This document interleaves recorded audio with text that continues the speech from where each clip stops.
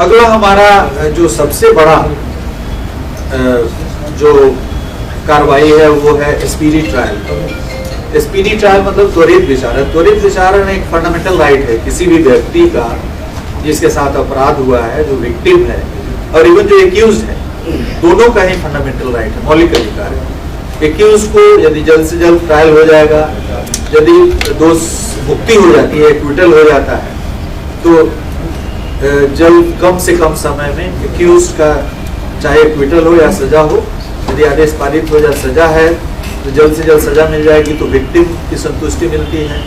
यदि दोष मुक्ति है तो एक्यूज को भी उसके फंडामेंटल राइट्स को रेस्पेक्ट किया जाता है। तो स्पीडी ट्रायल बिहार पुलिस की एक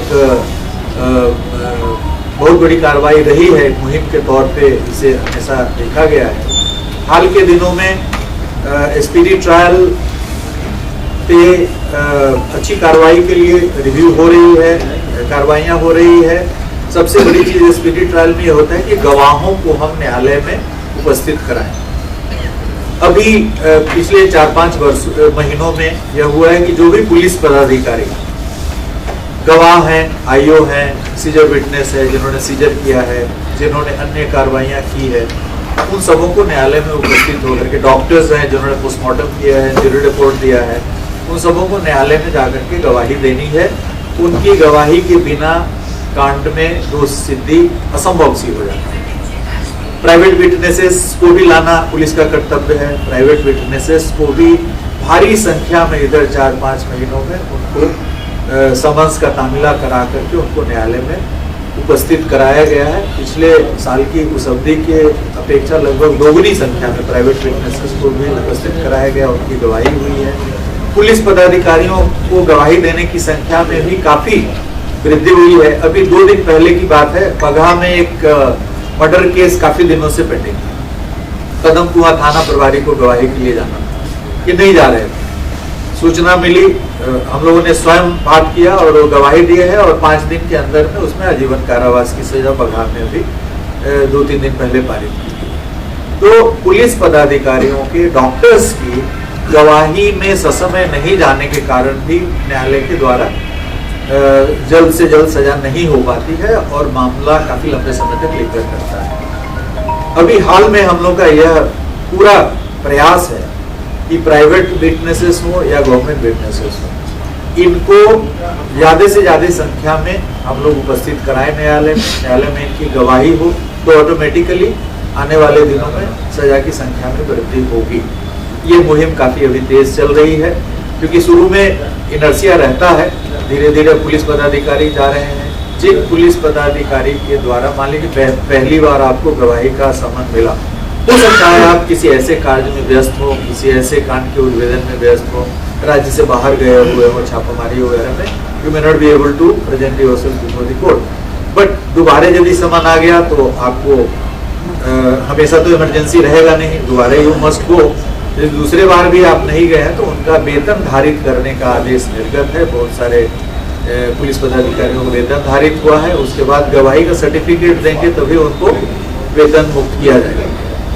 तो इन सभी चीजों के कारण गवाहों की संख्या में वृद्धि हुई है। पुलिस पदाधिकारियों के विटनेस के तौर पे न्यायालय में जाकर के गवाही देने की संख्या में भी वृद्धि हुई है, डॉक्टर्स की संख्या में भी वृद्धि हुई है।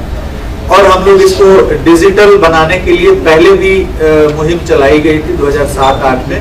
points.nic.in एक हम लोग आईओ का डेटाबेस था। आईओ कहाँ है, पोस्टेड, रिटायर हो गया है तो उसका गृह पता क्या है, ताकि वहाँ पे समन भेजा जा सके उनकी गवाही के लिए। वो वेबसाइट अभी न्यायालय के द्वारा मेंटेन किया जाता था, 4-5 साल से वो कार्यरत नहीं है। तो अभी हम लोगों का एक RMS सॉफ्टवेयर है जिसमें आईओ का पूरा लेखा जोखा रखा जाता है, उसको अपडेट करके और उसके माध्यम से जल्द किसी भी समन के आलोक में वह पदाधिकारी कहाँ पोस्टेड है उसको तुरंत सूचित करके, डिजिटल माध्यम से सूचित करके, भौतिक माध्यम से सूचित करके और उसको न्यायालय में उपस्थित होने के लिए सूचित किया जाएगा और उस पर कड़ी नजर रखी जाएगी। इसके लिए हमारे जिले में हर पुलिस अधीक्षक के कार्यालय में अभियोजन कोषांग कार्यरत है, स्पीडी ट्रायल सेल कार्यरत है और इस सेल को काफी सशक्त बनाया गया है। मानव संसाधन और इक्विपमेंट के तौर पे इंस्पेक्टर की पोस्टिंग की गई है स्पीडी ट्रायल सेल में।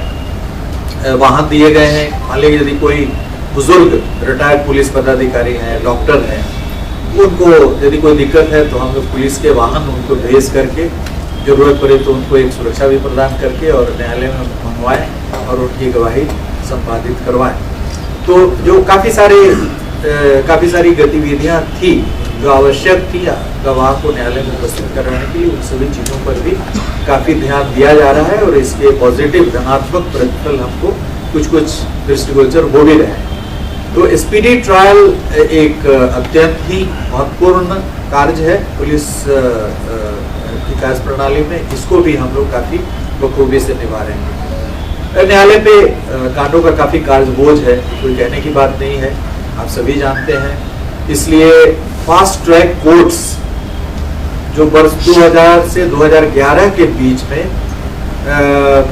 जितने सारे जिले थे उन सभी जिलों में 5 की संख्या में फास्ट ट्रैक कोर्ट गठित किए गए थे। केंद्र सरकार की एक योजना थी, सेंट्रल स्पॉन्सर्ड स्कीम था, और उस दौरान 2000 से 2011 में स्पीडी ट्रायल्स में जो संख्या आई थी उसमें फास्ट ट्रैक कोर्ट का भी बहुत बड़ा योगदान था।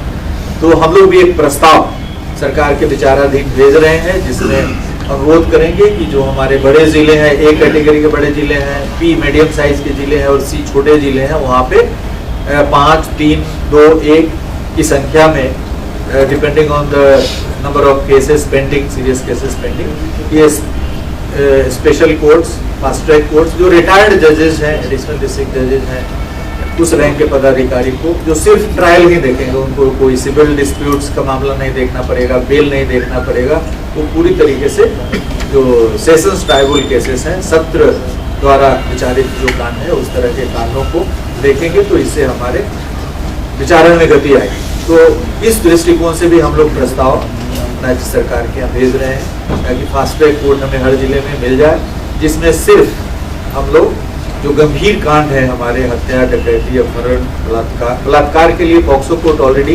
कार्यरत है।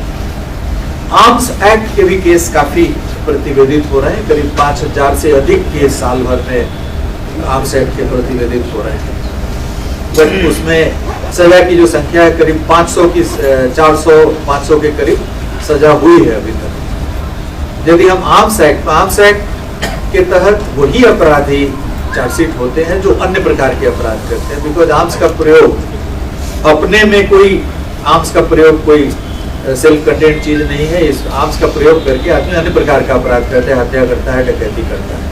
तो डकैती हत्या कांडों में विचारण में हो सकता है कि समय लगे, क्योंकि सेशंस ट्राइब्यूनल केसेस होता है। आर्म्स एक्ट के केस मजिस्ट्रेट ट्राइब्यूनल होते हैं जिसमें जल्द से जल्द हम लोग सजा करा सकते हैं। तो हम लोग यह भी प्रयास कर रहे हैं कि आर्म्स एक्ट के केसेस को विचारित करने के लिए एक स्पेशल कोर्ट हो जाए अलग से जो सिर्फ आर्म्स एक्ट के ही केस करें। तो इन सभी चीज़ों पर विचार मंथन चल रहा है कि ट्रायल को किस तरीके से सुदृढ़ किया जाए और जल्द से जल्द अपराधियों को कैसे सजा दिलाई जाए, और जो अपराधी बाहर हैं उनका सत्यापन भी किया जा रहा है कि वो कहाँ हैं, क्या कर रहे हैं। उनका डिजिटल डोसियर तैयार किया गया है अपराधियों का, उन पर निगरानी रखी जा रही है, डिजिटल सर्विलांस के आधार पे भौतिक रूप से भी रखी जा रही है। यदि वो बेल पर हैं और फिर अपराध करते हैं तो उनके बेल बॉन्ड कैंसिल करने के लिए, फॉरफिट करने के लिए उनका जो सिक्योरिटी है, प्रतिभूति है, उसके लिए भी निर्देश दिए गए हैं, कार्रवाइयाँ की जा रही हैं। तो अपराध कर्मियों पर चतुर्दिक प्रहार करने के लिए हम लोग जितने सारे लीगल प्रावधान है उसको हम लोग अख्तियार कर रहे हैं।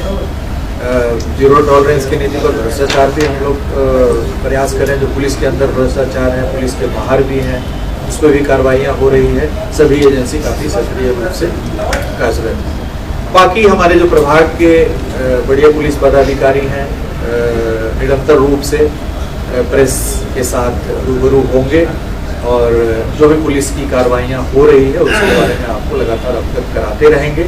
हमारे करीब 14 से अधिक प्रभाग हैं, तो विभिन्न प्रभागों के एडिशनल डीजी रैंक के जो पदाधिकारी हैं वो आपसे भविष्य में सप्ताह में कम से कम 2 बार हम लोगों ने निर्णय लिया है कि प्रेस ब्रीफिंग की जाएगी।